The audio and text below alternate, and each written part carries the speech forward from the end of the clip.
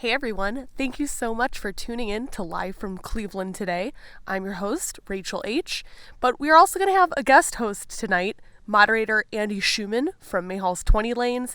He will be speaking to 3 science fiction authors about what they believe that our post-COVID-19 music scene is going to be looking like and how venues are going to be recovering from the pandemic. It's a really interesting conversation. Several of the writers are also music writers within their work and have their own experiences within the music scenes in their respective cities. So I'm going to just let them dive right into the conversation. Thank you so much for tuning in tonight to WRUW-FM 91.1 Cleveland. This conversation originally took place last night on Wednesday, September 16th. You can find more information out on Mahall's 20 Lanes Facebook page where you can rewatch their entire conversation. I'm also going to be posting links on our Facebook page, facebook.com/livefromclevelandradio, as to where you can find more information about each of these authors' respective works. Stay tuned, and we really hope you enjoy this encore presentation. Hey everybody, my name is Andy Schumann. I work at Mahall's. It is a music venue in Lakewood, Ohio, which is a suburb of Cleveland. And recently, we've been closed for a very long time due to the coronavirus, and I am a science fiction fan, as are some of the other staff, and we thought it'd be really cool to reach out to some nationally recognized science fiction authors and host a conversation about how the events of today could affect the events of tomorrow. Something that I find just kind of humorous is I was reading the new introduction, I think by Neil Gaiman, for The Left Hand of Darkness by Ursula Le Guin. And he specifically was like, you should never ask science fiction authors what the future actually looks like because they don't know.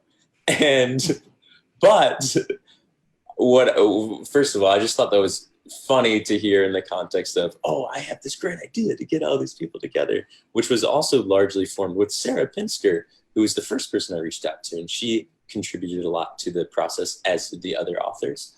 But that said, all 3 of these folks have a background in being music fans or being musicians or being DJs. There's only 3 people, so that kind of making it sound like there's a million, but they will tell you a little bit more of that. So without further ado, we have Sarah Pinsker, Mike Chen, and Annalee Newitz. Thank you all so much for being here.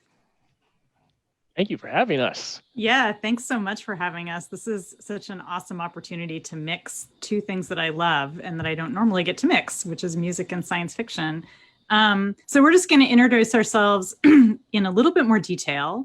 And Sarah, why don't you go first and tell us a tiny bit about yourself and also what's your connection to music? Sure. So hi, I'm Sarah. I wrote a book called A Song for a New Day, which sort of predicted everything that's happening right now, but sort of didn't. But there's a lot that resonates with what's going on. But it's a rock novel that is set in the near future that has gotten closer. And then I also have a collection of short stories called A Song, Sooner or Later Everything Falls into the Sea. And I have another book coming next year called We Are Satellites. And the cover just came out today and it's really cool. It looks beautiful. Thank you. And in terms of my connection to music, I've been a musician my entire life. I've always been both a writer and a musician. And I've always had this, I thought that if you liked writing stories, you had to get them published. And if you liked playing music, then you had to start a band. So I think I was 12 or 13 when I started my first band, and I've had bands ever since. I have 3 albums, a 4th one that keeps getting delayed because I pay more attention to my writing right now. I have 3 of them are solo, 1 is with my band, The Stalking Horses, which is on an extended hiatus. And yeah, that's me. But so I've always played in bands. I've always either the way that we usually put the band thing is that it's the same songs as the solo stuff I do, but louder and faster. And yeah, so I think that's everything. We can talk about more if you have questions later. Yeah, for sure. Okay, Mike, tell us more about yourself. So, hi, I'm Mike Chen. My books are Here and Now and Then, which came out last year, and that's a time travel story. And then A Beginning at the End, which came out in January and is a post-pandemic story, which I had to promote during the pandemic, which was very interesting. And before I really dove into writing fiction, I played in a lot of bands in the Bay Area. And wore really cool pleather pants while I was doing it. I don't do that as a writer. And I also DJ'd an indie rock dance night in the Bay Area too. So, and music is just, when I worked at Tower Records when I was in high school, there was a sign that said "No music, no life," and that's kind of how I feel.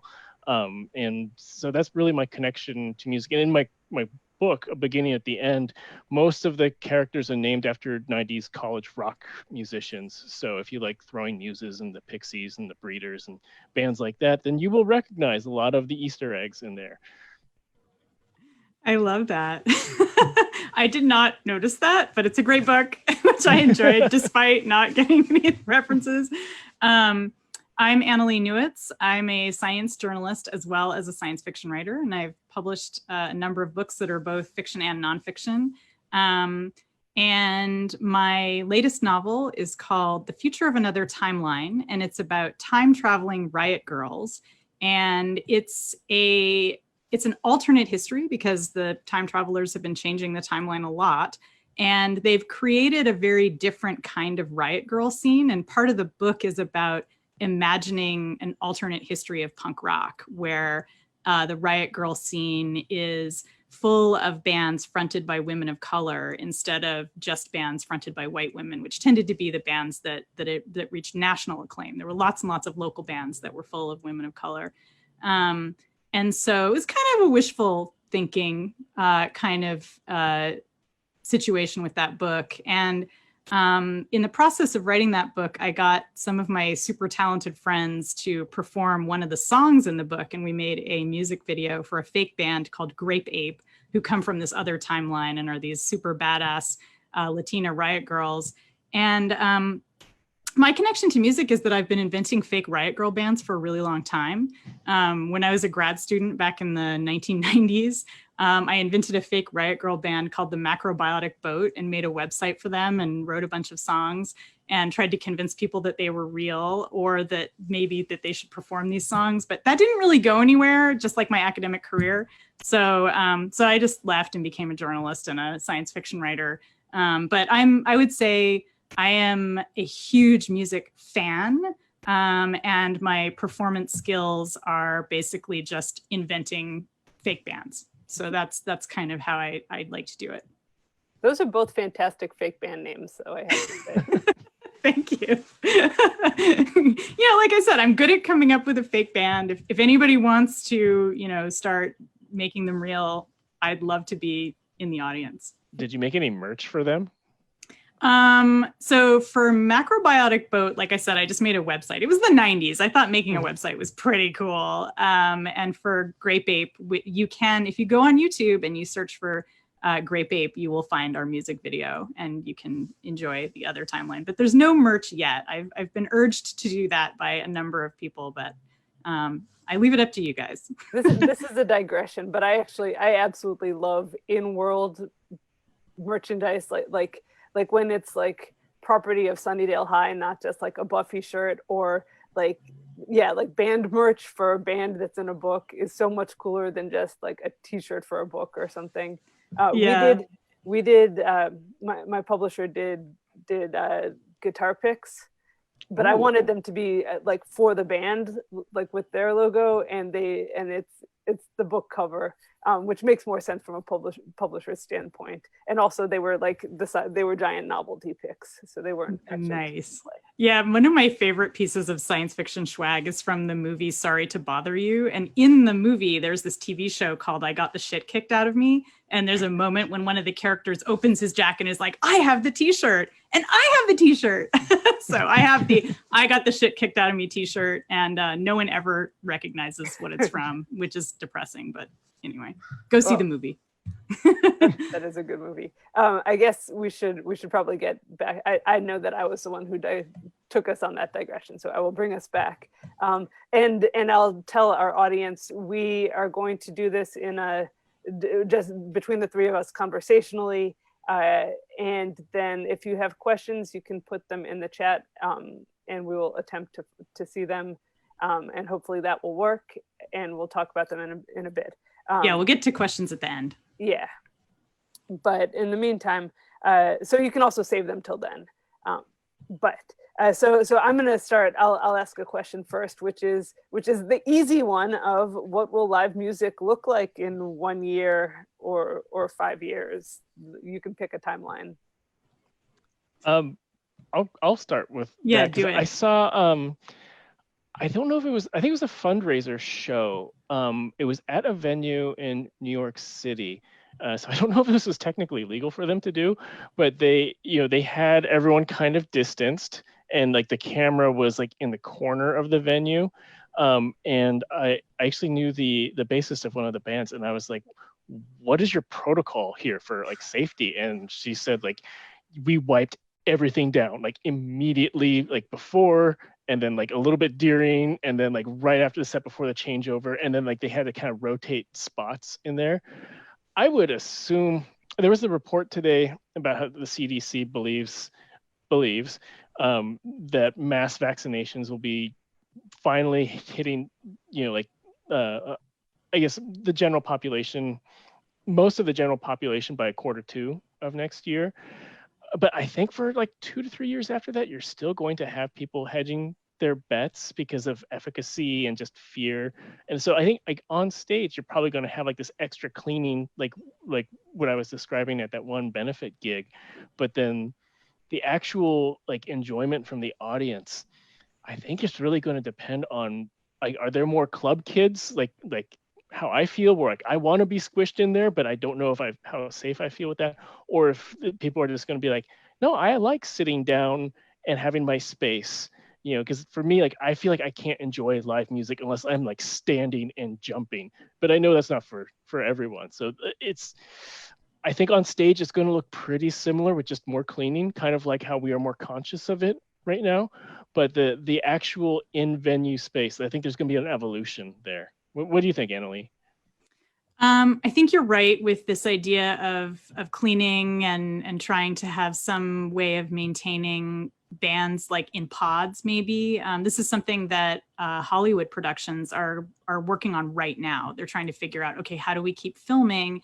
And one idea has been that basically the production is kind of in a pod, and that the people who are performing on stage or performing in the set are getting tested all the time, and they're basically kind of sheltering in place with each other. And so you might see something like that with a band going on tour. But for the audience, I'm thinking, okay, if we go 1 year out, this time next year, my suspicion is that there will be some vaccines available. There will be a bunch of different ones.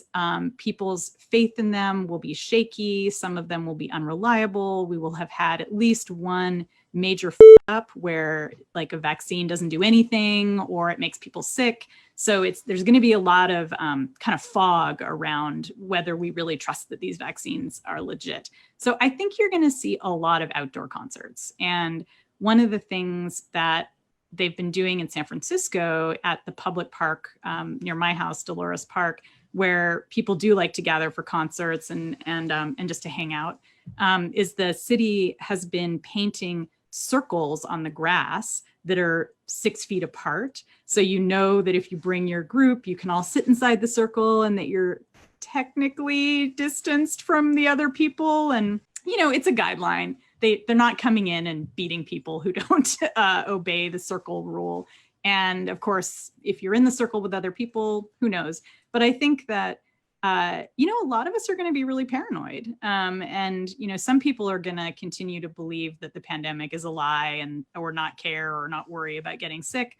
But for people who are worried, outdoor concerts will probably be the only place that we will feel safe, if even that. So, I think we'll have to see if that changes the concert experience. I think you're right that like losing that squished up jumping around, yelling, feeling sucks.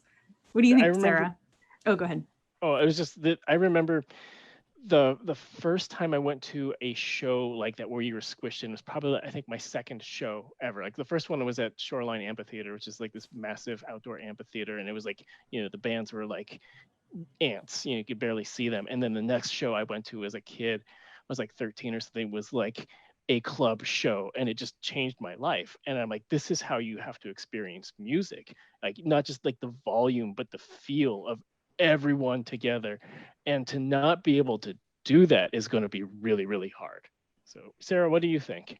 Yeah, for me, live music in an audience, like I like all of those things. I like sitting on a lawn and listening to a band from far away, but I really like being in a crowd when something awesome is happening and you're all like shoulder to shoulder and fighting for your space and the band is sweating on you. And I feel like that's the thing that's going to take a little while to come back. And I wouldn't mind, you know, as a band, I wouldn't mind playing if there's like plexiglass or something, keeping me from like spitting on people. That's just from a practical standpoint. I just would feel bad if I was the conveyor. So I would love to see, you know, like some, you know, bring back the chicken wire or whatever, but like yes, plexiglass barrier or something like that. I've seen a couple of places that have done outdoor shows with, you know, the metal crowd control barriers, forming little pods for different groups, and you buy one of the pod spaces, and then you get to so then you can still be shoulder to shoulder, but just with your little group of people outdoors. I think those things are good. I think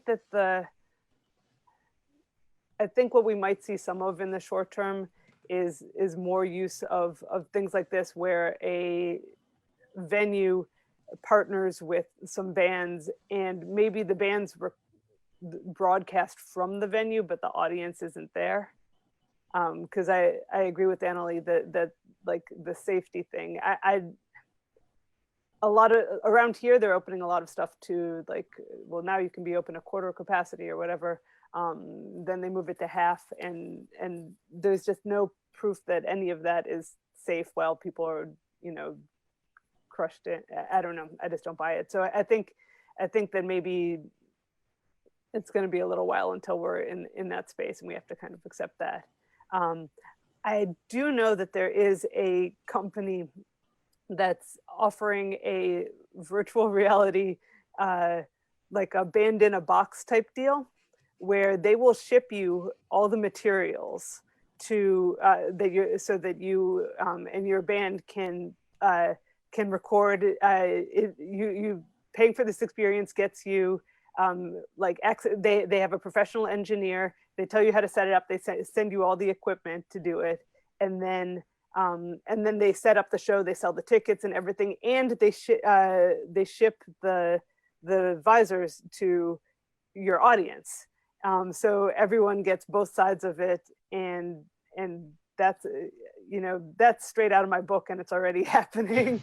Wow. I was wondering if you could imagine, if either of you think it's realistic that pandemic clothing might become fashionable. So you'd actually like the transparent, visors that people are wearing, the like full face masks. Like, I wonder if people will just start wearing those as fashion, and then you can go out to a show and be kind of safe because everybody's wearing plastic bubbles on their heads, but like cool plastic bubbles. Okay.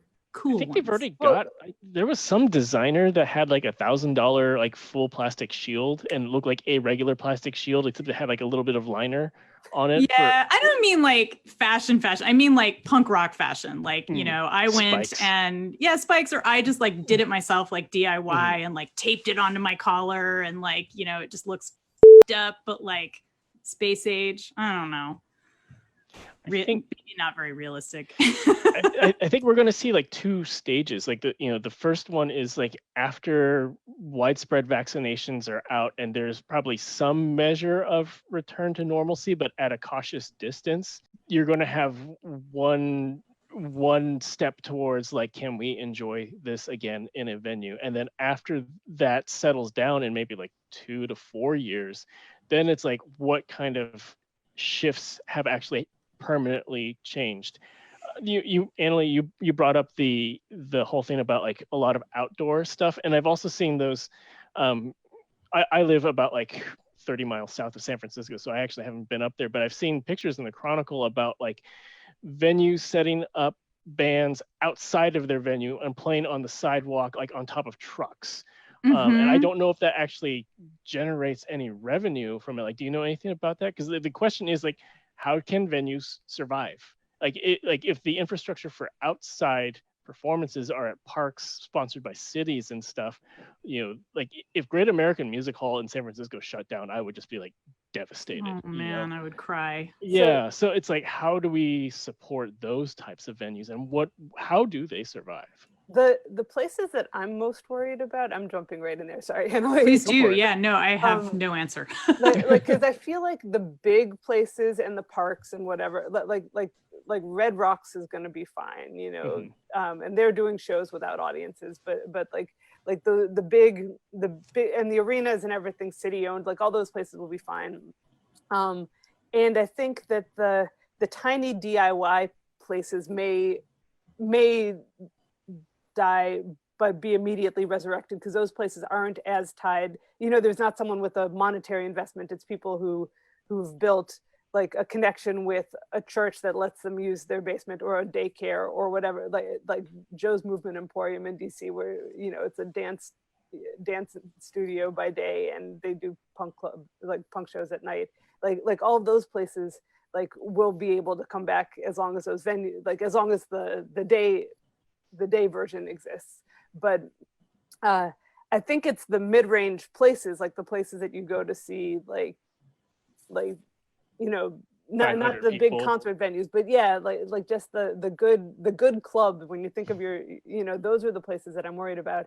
And I think there are a couple of things that they can do. One is that they can record bands, like so all of these folkies, and I count myself as a folkie too, but like are like ruling everything right now, because you can play that music and the intimacy is built into it, and people can do that on all of these and actually like do Q&A and do request shows and all this really focused and personal stuff, because they already build personal relationships with their audiences. But so doing that with bands where they can like do like more of a I don't know, like I'm thinking of like MTV Unplugged, where sometimes they answered questions in between, but you can do that in the venue while the venue is still closed. And then there's some venues here that have also been partnering with musicians to book shows that come and this is also more of a folky thing, but you can have a jazz musician or a folky or whatever come to your front gate or your door or whatever and play you a personal show, and so you can send a show to someone, and the venue and the artist are splitting that. So there's a couple of places doing that here. Here in San Francisco, SF Jazz, which is our local jazz venue, large jazz venue, has been doing a Friday night concert that's virtual every week. And I actually had, I've been to SF Jazz many times live, and it's great, but I had a pretty close to like actual concert experience watching one. These are pre-recorded pre-recorded sessions that no one has ever seen except for the people who were there when it was live, right? So it's kind of special. And my partner, Chris, was in the hospital for a couple months during this horrible coronavirus stuff, not with coronavirus, but something else. And we finally were just like, okay, normally we would be going to a concert. What if we just watched this virtual concert, like in the hospital from his bed? And I dressed up and like we pretended like we were at a concert, and it actually like it felt really real and emotional. And like we saw Afro-Cuban All-Stars, which is like kind of a spinoff of the Buena Vista Social Club, and they're so incredible and they have great energy. And it was like all the things that you want out of a concert. Like you're feeling sad and scared, and like you just want music to transport you and remind you of like better things and remind you of community. And like it happened, like even though it was just on a little screen on his laptop, And we paid for that. And like, you can join SF Jazz and get those concerts every week. And so maybe that's not one of the medium-sized venues that you're talking about, but it was definitely a moment where like, I felt like, even though I would have way rather been there physically, I still got what I needed out of that musical experience. And it was definitely, I would have paid more. It was like totally worth it. It was really good. For the mid-size venue, I'm thinking like in the Bay Area, like Great American Music Hall, all the way up to like the Warfield Theater. Yeah. Place. So like I think 500 to maybe like 1,500 people. I think like those types of places, it is feasible to create like partitions or like some measure of social distance. And then also like with the ventilation technology, like I was reading about how like one of the important things that they want to get schools to do right now is to renovate their ventilation, so you not only have increased ventilation, but the air is passing through like some measure of sanitation, like UV or something like that. I imagine that's hard for like I'm like imagining like Bottom of the Hill, which is like one of my Mm-hmm. favorite venues, which is a small venue, and it's like they're not gonna retrofit, they're not gonna be able to change their ventilation, and like the whole thing is like you're squished up close, and like when you're in the audience, you can't breathe. And the other thing that I think we all know that's fun about being in the audience is like yelling the songs along with the band. And so even if there's plexiglass between us and Sarah singing, like we all want to sing along, right? And we're all like yelling at each other. And so I think, I don't know, it's really hard for me to imagine recreating that experience until maybe 5 years from now, when we really are sure that we have a handle on what this virus is and everyone's getting vaccinated every year. I want to make a plug. Oh, sorry, go for it. Because the one thing that I was thinking about, like, if you were able to bring people in at like a reduced capacity in like a year and a half. So like if it's a 500 person venue now, but maybe it's like 125 people and like they're spread out. But if the streaming technology can be better at that time, then you could offer like virtual access to it. Because I mean, since my daughter was born, I've been to maybe like 3 shows since then, and it's not because I would love to go see these bands. I just don't have access or childcare or whatever. And now that we have built this infrastructure for this, I'm hoping that allows for these venues to reclaim some of that revenue, so that like if they're losing it from just the pure live ticket sales, if they have an expanded audience, I mean, I would pay to see one of my favorite bands play like across the country in a small club. Like it doesn't have to necessarily be, and then you could watch them every night if you're a super fan like myself, where I'm like, I would love to follow them on tour, but I cannot do that.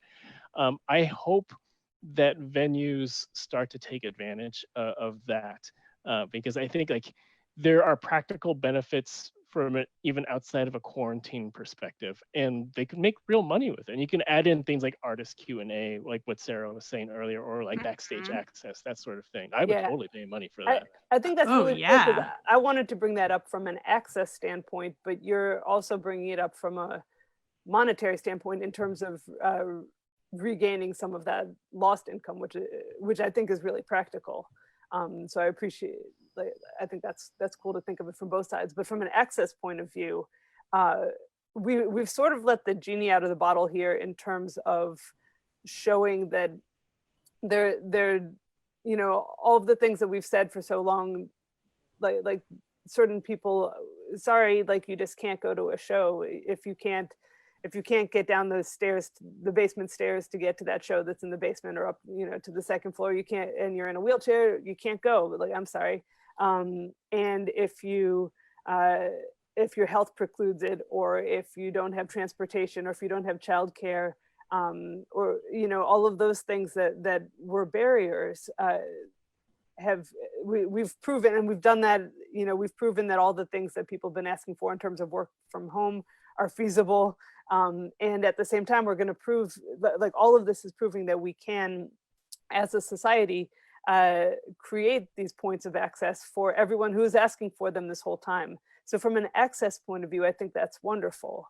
From a purely selfish point of view, I also think that's great, because one of the things that I've loved during this time is that there are bands that I haven't seen for years because they stopped touring in this area, or because they because I'm always out of town when they're playing, like whatever it is, it's the reason that I haven't seen some of my favorite bands in years. Some of them have been playing like weekly or monthly on online, and like having that experience, even like sitting and holding my phone, sitting on the porch on a summer night, like it felt good. It wasn't perfect, but it felt good. And if we can do that and get that money back in the artists' hands and also in the hands of the venues so that they still exist, and that whole infrastructure of sound engineers and all the roadies who are out of work and all of the, like the whole infrastructure of it, I would love to see that all supported.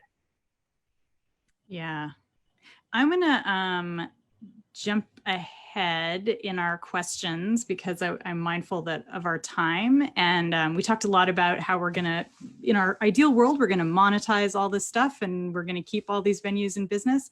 And so I wanna turn back to thinking about audiences and thinking about how people are gonna deal with this in the future. And I'm just wondering what you guys think, or what all of us think about how people psychologically are gonna cope with going to these events after the pandemic. I mean, basically, we're all going to be dealing with post-pandemic trauma in some way or another. Some people, will have lost, loved ones. Other people will just be feeling really paranoid all the time.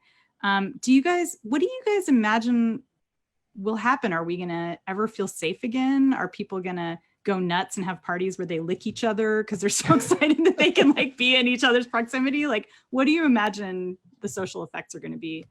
Sarah, I know your novel is kind of about this, so maybe you can I mean, the novel that. is about what happens when it goes on too long and when everyone does sort of take it to heart, so that long after the danger is gone, people have just internalized that fear.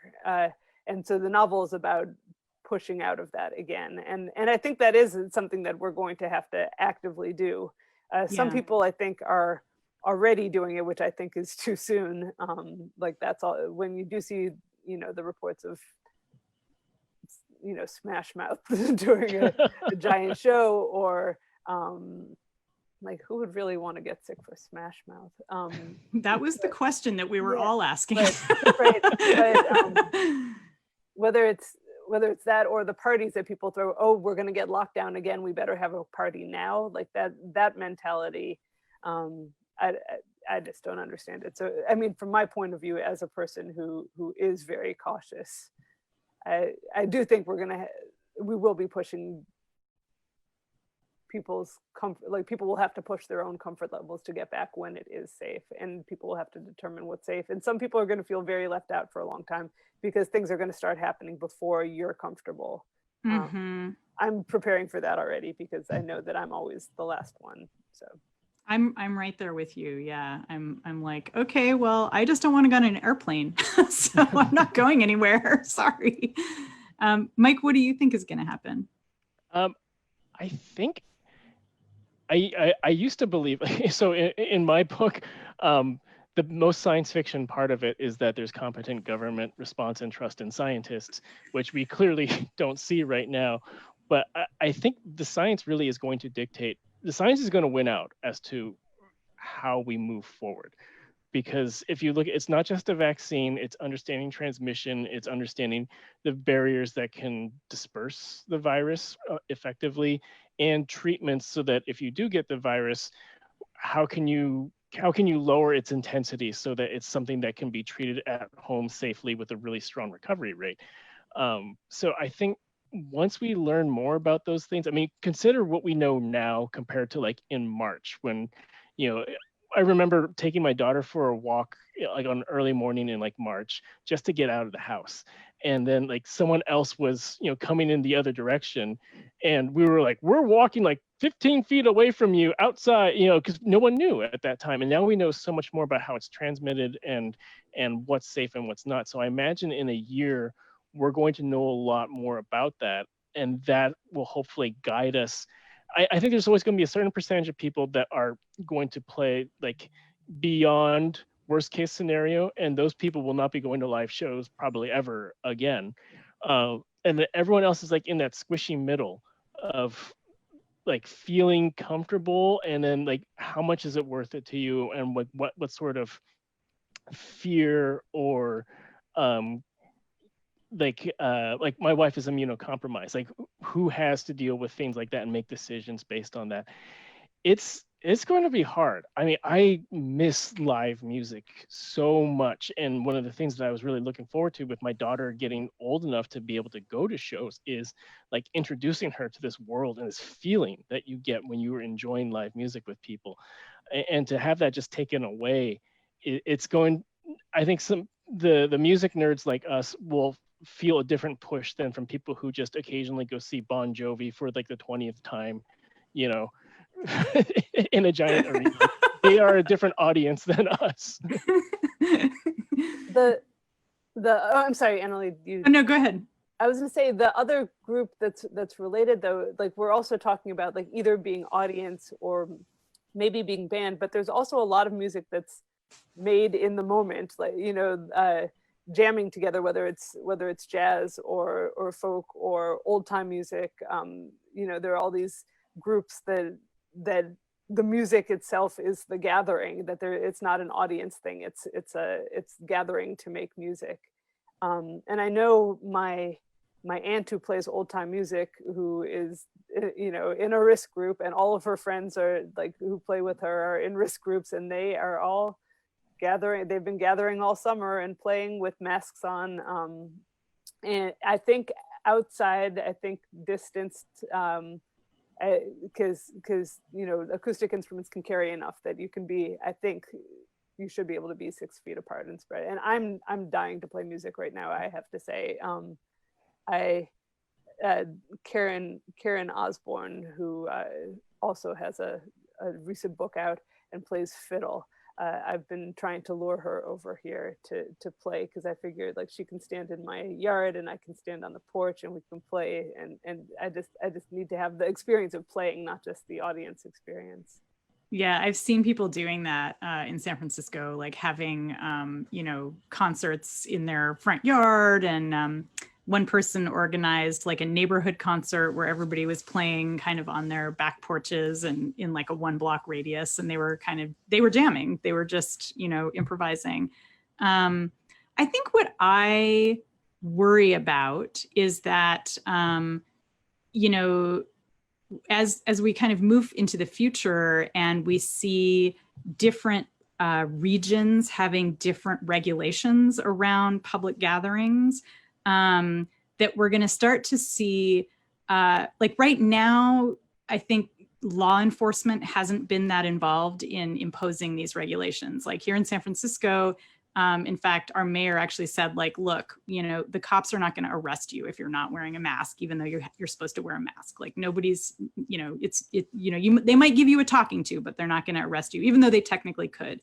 My worry is that the gloves will come off and that jurisdictions will start selectively enforcing a lot of these rules to shut down parties and venues that are catering to whatever group they don't want to have gathering together, right? Like it could be, you know, a venue that's catering to Black kids, or a venue that's catering to commies, or whatever, you know, the jurisdiction decides is like a, you know, these punk rock kids, they're all Antifa, like let's shut that venue down. But like these nice old ladies who are doing old time music over here, well, that's not harming anyone. So I worry that these kinds of regulations will start getting used in the service of the same old kind of law enforcement tricks of, you know, marginalizing people further, or using it as an excuse to arrest people that you know, they kind of want to arrest anyway, just due to profiling or whatever. And I could see that becoming, especially in 5 years, as coronaviruses keep coming every year, something that could really be weaponized, you know, and I think that's what I worry about most, because music is so seductive. We all want to go see live shows, you know, and if it's not music, it's some other live show, you know, it's like theater or something else, some other kind of performance. And so there's that pull, and that pull is to a community. And so you're going to have these community gatherings that can be vulnerable and preyed on by law enforcement or other regulatory groups. So that's my nightmare scenario, is that like this becomes something where it's a great way to arrest a bunch of so-called undesirables in mass just for fun, you know, because you have a desire to arrest them. And so hopefully that won't happen, but watch out is what I would say. A message to you from the future. Before I see Andy covering it, I'm going to say something quick before he does, because I think that's a signal for something. But I wanted to say before we forget, there's a website, Save Our Stages, which is has a link to the petition to Congress to get some relief passed for venues. It's the National Independent Venue Association is hosting that site, and I think that's really important stuff, because we kind of hit this and didn't stay on it earlier about the issue where about the government not stepping in to help on this stuff, and that includes the fact that part of the reason venues are hurting is because the government has not stepped in to help small venues, has not stepped in to help the people who work at them, and that's part of why we're seeing a lot of fear around all of this. Like a lot of the stuff that we're worried about would be made better if we had payments going to the people who needed them. So save our That's very true. Yeah. Yeah. Something we're struggling with over here at Mahall's is certainly, you know, this balance, and I addressed it a little bit earlier, but this balance between the business owners needing some amount of money to sustain the business through the pandemic, but not having the federal aid, the state aid necessary for that. So thank you for bringing that up, Sarah. You can just go to saveourstages.com. That's a really quick, there's an automated email that sends, it took me about 25 seconds to do. Might take, you know, a minute, might take 2, but it's quick. So, and that's actually all the time we have for today. And to me, it felt like it went really fast, though. How are you guys feeling? I know Sarah had some last thoughts, but does anyone else? Well, do we still have time to take some of the questions on the side? Yes, absolutely. Yeah. I was going to just transition us into that. Sorry. Yeah. No, we're happy to take questions. Okay, great. So before we start with that, though, I do want to say that, well, thank you to everybody. This is their baby that was created by them together. That sounds weird, but these 3 artists, these authors worked very hard to make this date happen, to make sure all their schedules aligned. But they are doing this free of charge. So we, and me as an individual, would really appreciate it if you would consider donating to our Eventbrite page. And all of those payments we receive on there will go directly to the authors. And it is important to donate if you can, because that means that we can continue to bring you programming like this and continue to not have to be as concerned about pulling the money out of our own very small pockets to bring awesome nationally recognized talent, just great creative minds together in these events that I think are very meaningful. And I know I've heard some really, really great questions, not to put the pressure on this time, but from previous chats. And I know so many people are really, really excited about that. So please show your support financially if you can. If not, go to Save Our Stages. And if not even that, just ask a bunch of questions right now. So do you guys want to start with some of the questions that are in the chat already? There's already a couple. Absolutely. I see one that says from I believe it's Adi, who says, do you think the pandemic made the shift to virtual, or do you think the shift was inevitable and only accelerated by the pandemic? Would live music have always shifted to a niche/underground movement like other forms of obsolete art? Any thoughts? No, I think it was kind of forced into this, because live music to me is one of those things that if I wasn't forced to live stream something, I would not do it. You know, it's live music is a feeling, and you have to be kind of in person to like fully experience that.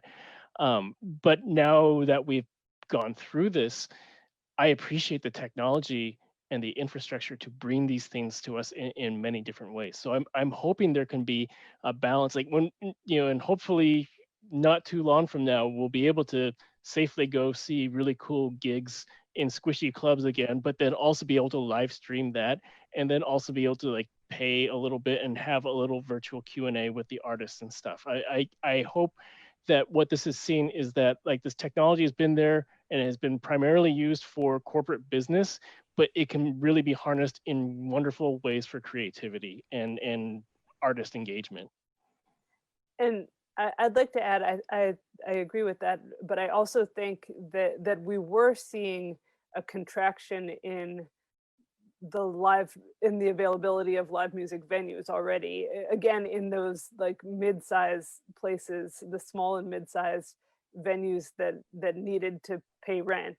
So not the tiny DIY punk clubs, but the next step up until arenas. There's a whole bunch of sizes in there that just are getting forced out of cities by raised rent and that sort of thing, by rising insurance costs. And I think we see a lot of that kind of stuff.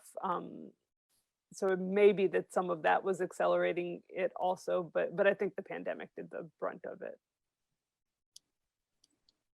Yeah, I would just, I don't really have anything to add. I think that's absolutely true. I think this was a trend that was already happening. It's very popular here where I live in the sort of Silicon Valley area to say that it's been accelerated by the pandemic. I agree with Mike. I don't think that's really true. I think with things like live music, people hadn't really thought to do very much streaming. And now it's by necessity, and I wouldn't be surprised to see a lot of it fall away once people feel more comfortable. But hopefully some places will maintain it, because I do think it's a viable revenue stream for places that are mid-size. I see Janelle's question about innovative ways you've seen for artists to engage their audiences online. On the book side of things, I've seen some really cool book release events that couldn't have happened necessarily in in-person spaces, where people acted out their characters and did PowerPoints of my friend Karen Osborne again, like did a recruitment video where you figured out if you were eligible to join the program in her book. And so you were kind of like adding up your points along with her program while she pretended she was HR. On the music side, I've mostly seen a lot of really good folk shows, but there are people who are doing weekly request shows and themed shows and bringing in their friends on the other side of the country and like swapping songs from coast to coast, and some really great fundraisers and that kind of thing. I know before we actually started, I mentioned one of my favorite evenings during this pandemic was a record release party, a virtual record release party with one of my favorite artists. And it was Tanya Donnelly and the Parkington Sisters, who just put out this really awesome covers album. And what they did was, it was a listening party. It was a virtual listening party, and you had to register beforehand, and there was probably like 30 to 40 of us. And it felt very community based, and there was a moderator and there was a Q&A, and they were taking live questions, and it just felt very intimate, and it felt like a conversation, even though there was a moderator, rather than just like artists and hard line and then audience. And I think a lot of what we've seen in this time is, as we've all kind of been put on the same level, there's a lot of those barriers seems to have come down as you see more and more virtual events with like authors, actors. Patrick Stewart does a sonnet every day from his living room. Little things like that where it really humanizes everything. And I think like I really hope that keeps going. And I think like it's a good way for artists to engage with their audience, and hopefully earn a little bit of money too. But I think like as audience members like and fans, it's just really nice to feel that level of like access and to their creativity. It's not something that I don't think we didn't even imagine something like that like 10, 15 years ago. It's kind of like everyone is on Patreon or on Twitch. It's not just like sort of struggling artists. It's like we all are kind of engaging with our audiences or with our friends that way. And I could imagine, things like OnlyFans, which right now is mostly being used for porn, but can be used for lots of stuff.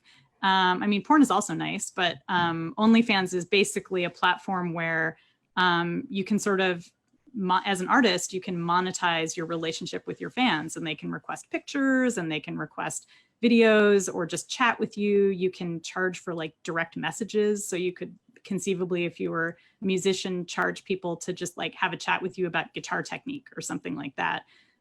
So I think all of that stuff is super interesting and will definitely continue going forward. And I think that having, really famous people using those tools, it doesn't democratize it, because, as soon as everything goes back to quote unquote normal, you're not going to see Beyonce like hanging out on Twitch necessarily.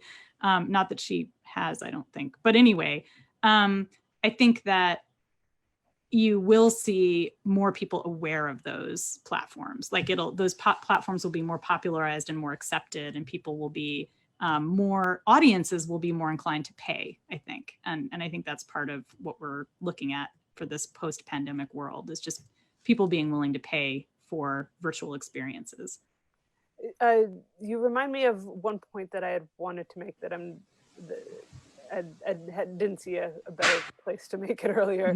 Do it. But the other thing that I'm worried about, the sort of related, is that the artists who are not the big names, I think there is a risk of some of these platforms becoming more exclusive. Like we already have an issue right this moment where like tonight, so here we are, and we're going to end in a second.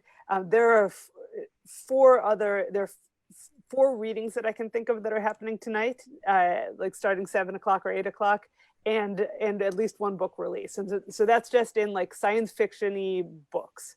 And then most nights there's like 3 or 4 of my favorite musicians playing a show like every single night, and you have to choose. But like some of them are like spreading it out, like doing one monthly, and some people are going online like every single day. And when you have big names doing that, like, do people only watch those big names, or do they also seek out the smaller names? Do they seek out new people? Do they check out who their friends are watching? Can they even tell?